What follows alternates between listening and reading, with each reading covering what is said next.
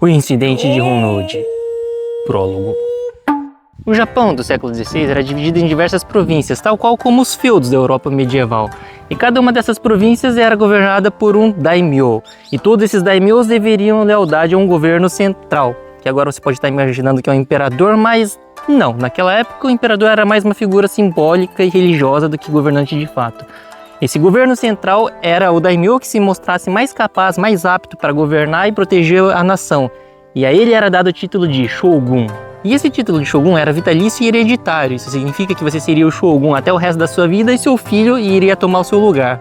Exceto se algum outro daimyo se mostrasse mais competente para governar e administrar o Japão. E foi isso que Oda Nobunaga fez. O shogunato vigente na época já estava em decadência e o Shogun Ashikaga já não tinha mais tanta influência quanto ele tinha no passado. Então surgiam diversos conflitos entre essas províncias que o Shogun não conseguia mais resolver. E quando o Shogun não conseguia resolver os conflitos, os daimyos se resolviam entre eles com diplomacia. E diplomacia naquela época era feita com força. E do meio desse monte de conflitos surge um dos períodos mais conturbados da história do Japão, que é a época das guerras civis, o Sengoku Jidai. Primeiro ato, a ascensão de Oda Nobunaga. Oda Nobunaga, sob o pretexto de querer ajudar o imperador e o Shogun a restaurar a ordem do país, convence diversos outros daimyos a reunificar o Japão, mesmo que seja preciso usar a força. Oda era um cara visionário e muito à frente de seu tempo. Enquanto vários outros daimyos eram muito fechado e metódico, Oda já era mais aberto a novas ideias, inclusive às influências externas que vinham da Europa, principalmente pelo uso de armas e técnicas de combate europeias. E com isso, meu Shoffen, eu quero dizer armas de fogo. Pá! As armas de fogo foram introduzidas no Japão mais ou menos nessa mesma época pelos portugueses, que conseguiram encontrar uma fonte lucrativa de comércio aqui no Japão, em que eles vinham com navios cheios de armas e especiarias e voltavam com muita prata cerâmica. Minha arma quebrou. E vocês achando que os portugueses foram bobos assinando o Tratado de Tordesilhas com a Espanha, que não dividia apenas as Américas, que ficava um pedacinho minúsculo do Brasil para Portugal, mas dividia o mundo inteiro, inclusive o domínio sobre a África e a Ásia. Beleza, com a verdadeira arte da guerra trazida da Europa, Oda Nobunaga conseguiu subjugar quase todos os outros daimyos, faltando mais ou menos uns 3 domínios assim para ele ser o novo Shogun. Só que tinha um porém, a maioria desses daimyos se curvava a Oda Nobunaga mais por medo de retaliação do que realmente lealdade. E aqui é onde começa o nosso segundo ato. Segundo ato, o cerco de Takamatsujo.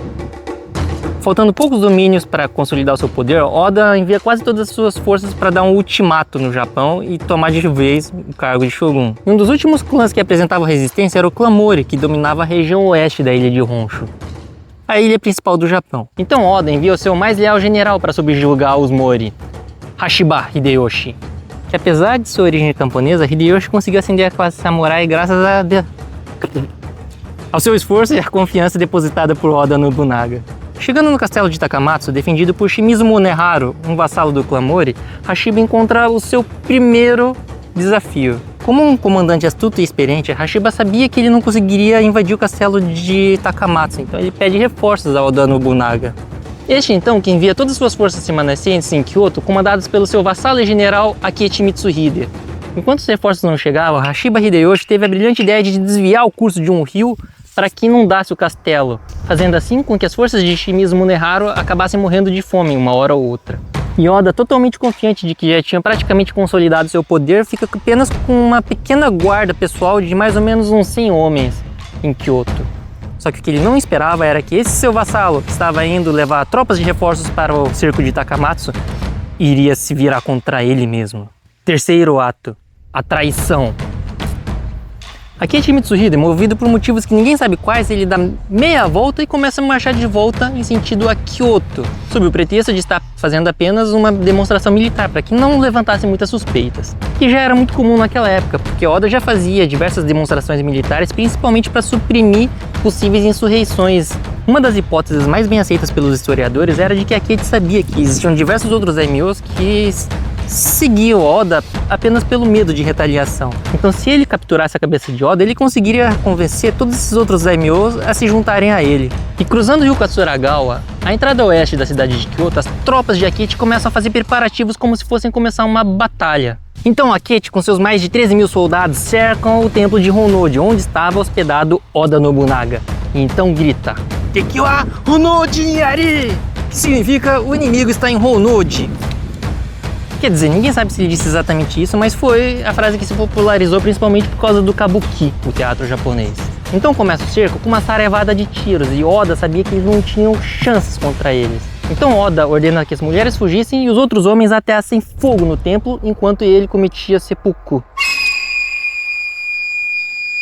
Esse cuidado de Oda de pedir para que ateassem fogo no templo era mais um medo do que poderia acontecer após a sua morte do que da morte propriamente dito, das consequências após ter a sua cabeça capturada.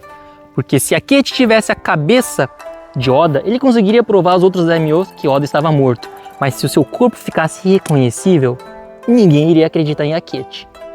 E você deve estar pensando que um traidor como Akechi iria deixar essas mulheres que estavam junto com Oda escaparem muito bem de boa, e provavelmente sim. Porque pensa, Akechi estava tentando juntar forças para se virar contra o domínio de Oda Nobunaga, certo? E Oda era o cara mais influente da época, ele não ia ficar andando com um monte de Kenga. Então essas mulheres que estavam com ele eram pessoas muito importantes, eram atrizes renomadas, eram mulheres da corte, filhas de nobre, gente muito importante. Então se ele acabasse tirando a vida de uma delas, Akechi iria conseguir mais inimigos do que aliados. E junto com Oda morreram diversos outros samurais leais a ele cometendo o mesmo ritual. Alguns homens que por N motivos não conseguiram realizar o seppuku acabaram sendo capturados pelas forças de Akechi. E dentre eles estava o nosso ilustre Yasuke, o único guerreiro negro da época registrado na história do Japão.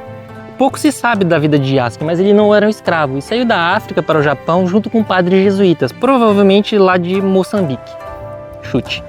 E os outros samurais não sabiam o que fazer com Yasuke capturado, então Akechi ordena que devolvam-no para os jesuítas. E sim, Yasuke não cometeu seppuku igual aos outros homens de Oda Nobunaga, não porque ele não era leal, mas sim porque ia contra seus ideais e convicções, uma vez que Yasuke era católico. Quarto ato, o cerco do castelo de Nijo. Furioso e não conseguindo a cabeça de Oda, Akechi manda buscar pela cabeça de seu filho, Oda Nobutada. Este qual foi aconselhado a fugir enquanto havia tempo, mas ele preferiu ficar em Kyoto e lutar até a morte com honra como seu pai do que fugir com a desonra. Esses acontecimentos todos que eu tô falando aconteceram bem na região central de Kyoto, o coração do império, que loucura, né? Então Akechi também facilmente cerca o castelo de Nijo, forçando assim com que Oda Nobutada cometesse também o seppuku. E já com o primeiro passo de seu plano de traição concluído, Akechi começa a enviar mensageiros para os outros daimyos para que se juntassem às suas forças. E um dos clãs que Akechi tinha certeza que se juntaria a ele, sabendo da morte de Nobunaga, seria o clã Mori, da região oeste da ilha de Honshu. Só que sabe quem mais estava lá? Hashiba Hideyoshi, esperando os reforços de Akechi. Então Hashiba intercepta esse mensageiro e descobre de seu plano. Hashiba, tendo inundado o castelo de Takamatsu, era só uma questão de tempo para que todos eles acabassem morrendo de fome. Só que ele já não tinha mais todo esse tempo, ele tinha que agir rápido e voltar para Kyoto, atrás de Akechi. Então ele propõe uma trégua para o clã Mori, que em troca da cabeça de Shimizu Muneharu, ele recuaria suas tropas. Então Shimizu, que bravamente defendeu o castelo de Takamatsu, acabou aceitando a proposta em prol da vida de seus companheiros soldados que também estavam junto com ele no castelo, que acabariam morrendo de fome de uma forma ou outra, e também em prol de toda a província, porque o castelo de Takamatsu era apenas o começo da conquista do oeste do Japão que estava sob o domínio do clã Mori. Então Shimizu Muneharu sai do castelo e entra em um barquinho. E nesse barquinho, diante de seus colegas, companheiros dentro do castelo e seus inimigos do lado de fora, tira sua própria vida para que esse cerco acabasse. Sendo até hoje lembrado com muita honra como um herói que se sacrificou pela vida de seus companheiros. Quinto ato. A vingança. Sem muito tempo, Hashiba Hideyoshi marcha suas tropas o mais rápido que podia em direção a Kyoto, cobrindo mais de 40 km por dia. E no caminho ele falsifica diversas cartas, como se fosse o próprio Oda Nobunaga, ainda vivo, pedindo reforços em busca da cabeça de Akechi, o traidor. Em busca de vingança, Hashiba Hideyoshi trava a batalha de Yamazaki contra Akechi Mitsuhide. Este que conseguiu fugir, mas não por muito tempo, porque os caçadores de Onimusha, que eram os caçadores de recompensas da época, conseguiram encontrar Akechi e capturar a sua cabeça. Oda Nobunaga, então, com seu filho morto e seu neto muito novo para assumir sua posição, é sucedido por Hashiba Hideyoshi, seu leal vassalo que buscou pela sua vingança. Hashiba Hideyoshi, então, é condecorado pelo próprio imperador com um sobrenome de nobreza e torna-se, então, o regente do Japão. E esse sobrenome era Toyotomi, tornando assim Toyotomi Hideyoshi. O sobrenome antigo, Hashiba, foi um sobrenome que ele mesmo inventou, porque por ser de origem camponesa, ele não tinha sobrenome. O sobrenome era coisa de nobres. E ele era camponês.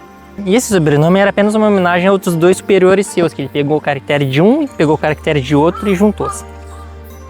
E assim termina a nossa história com a ascensão e a queda de Oda Nobunaga. E se você quiser saber mais histórias como essa, obviamente, além de me seguir, curtir e deixar um comentário nesse vídeo, mandar para todos os seus amigos, você pode ir para o Castelo de Gifu, onde está o Museu da Vida de Oda Nobunaga, e também o Castelo de Osaka, que virou um museu sobre a vida de Toyotomi Hideyoshi, o camponês que fez história.